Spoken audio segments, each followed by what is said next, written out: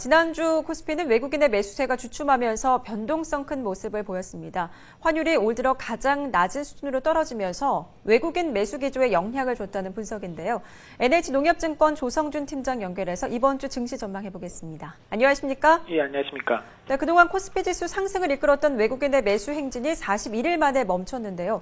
이번 주 외국인 매수세가 살아날 수 있을까요? 어떻게 전망하십니까? 네, 지난 25일 코스피 시장에서 외국인은 장 마감까지 28억 원 순매도했지만 장외 거래 결과가 반영되는 오후 6시 집계를 포함할 경우 117억 원 순매수한 것으로 조사되고 있습니다. 이 말은 외국인들이 40일 연속 순매수를 지속했지만 매수 강도는 크게 약화되고 있어 국내 주시장의 수급 부담은 점차 커질 것으로 전망이 되는데요. 다만 내년 경기 회복 기대와 연말 쇼핑 시즌을 앞두고 국내 주식시장에 대한 외국인 관심이 지속되고 있기 때문에 외국인들의 급격한 이탈보다는 완만한 매수세가 지속되지 않을까 이렇게 전망되고 있습니다. 네. 이번 주 시장의 큰 변수가 또 환율을 빼놓을 수가 없는데요. 외국인들의 매도 전환에는 달러 약세에 대한 부담감이 작용했기 때문이란 지적도 나오고 있습니다. 원달러 환율이 추가로 하락할 가능성 높다고 보십니까?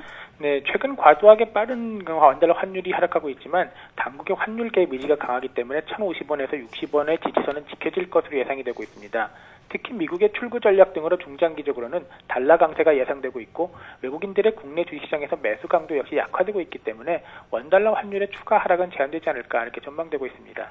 예, 또 이번 주 미국과 중국에서는 경기 회복세를 가늠할 수 있는 지표들이 발표되는데요. 주요 지표들 어떻게 나올 것으로 예상하십니까? 네, 이번 주 발표되는 미국과 중국 경제 지표가 국내 증시를 좌우할 주요 변수로 평가되고 있는데요. 예. 중국의 10월 HSBC 제조업 PMI 예비치가 50.9를 기록해 7개월 만에 최고치를 기록하고 있기 때문에 11월 1일 발표되는 중국 정부의 제조업 지수도 개선될 것으로 예상됩니다.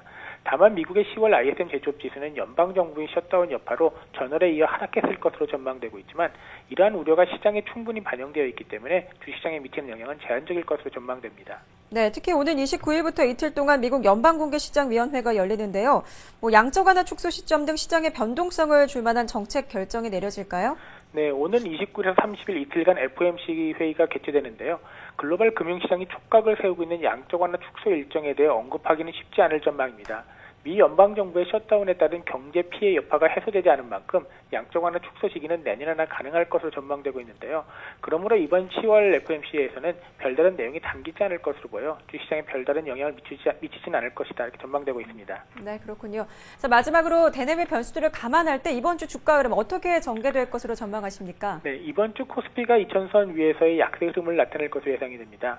외국인들이 41일 거래 연속 순매수를 기록했지만 매수 규모는 약화되고 있고 기관은 투신권의 지속적인 매물 출회가 이어지고 있기 때문에 수급 부담이 커지고 있습니다. 여기에 원달러 환율 하락 등을 감안한다면 이번 주 주식시장은 혼조세가 나타나지 않을까 이렇게 전망되고 있습니다.